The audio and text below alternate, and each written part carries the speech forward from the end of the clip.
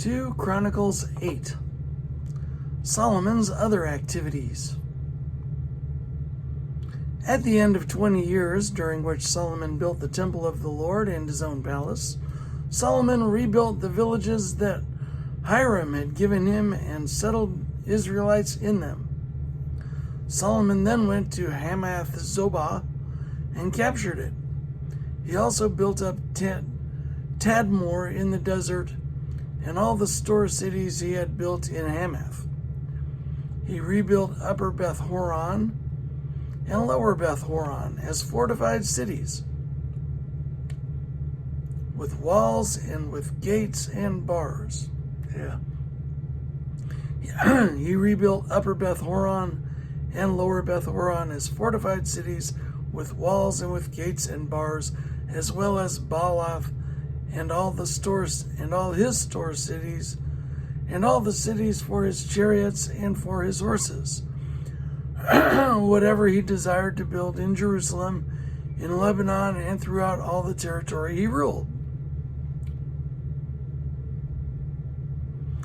There were still people left from the Hittites, Amorites, Perizzites, Hivites, and Jebusites. These people were not Israelites.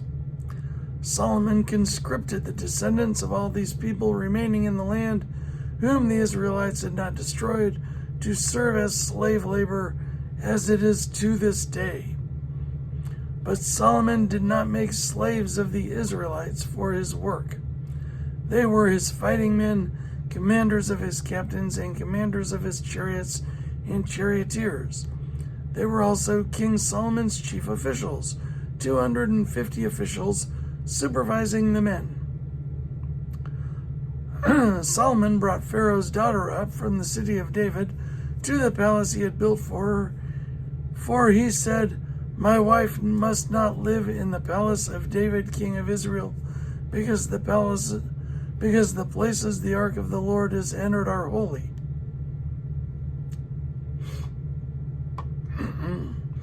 On the altar of the Lord that he had built in front of the portico, Solomon sacrificed burnt offerings to the Lord, according to the daily requirement for offerings commanded by Moses for the Sabbaths, the new moons, and the 3 annual festivals, the festival of unleavened bread, the festival of weeks, and the festival of tabernacles. In keeping with the ordinance of his father David, he appointed the divisions of the priests for their duties, and the Levites to lead the praise and to assist the priests according to each day's requirements.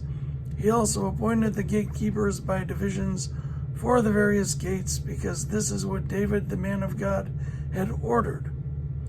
They did not deviate from the king's commands to the priests or to the Levites in any manner, including that of the treasuries. All Solomon's work was carried out from the day the foundation of the temple of the Lord was laid until its completion. So the temple of the Lord was finished. Then Solomon went to Ezion Geber and Elath on the coast of Edom, and Hiram sent him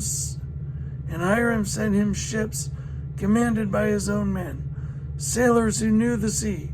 These, with Solomon's men, sailed to Ophir and brought back 450 talents of gold, which they delivered to King Solomon.